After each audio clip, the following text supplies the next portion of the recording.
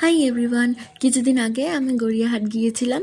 আমার কয়েকটা জিনিস কেনার ছিল, তাই জন্য সেখানে গিয়ে আমি অনেক কিছু খেয়েছি। সেগুলো আজকে তোমাদের সাথে আমি শেয়ার করব। ওখানে প্রথমে দুটো পরোটা নিয়েছিলাম, দাম ছিল 30 টাকা।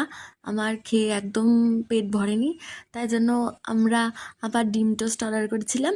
এটা সবাই মিলে খেয়েছি, তারপরে পেট ভরে গেছিলো।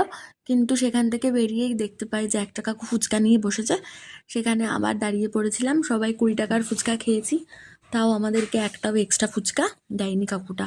তারপরে রোল কিনেছিলাম, ওটাও সবাই মিলে একসাথে খেয়েছি। পনির রোল ছিল, কিন্তু পনির একটুও ছিল না, খুব কম দিয়েছিল। তারপরে আইসক্রিম কিনেছিলাম দুটো, সেখানে কাঁচা ম্যাঙ্গো আইসক্রিমটা বেশি ভালো ছিল।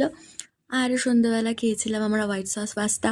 এটা আমাদের সবার খুবই ভালো লেগেছে, এটা সব থেকে ভালো ছিল সব কটা খাবারের মধ্যে থেকে। আবার দেখা হবে অন্য কোনো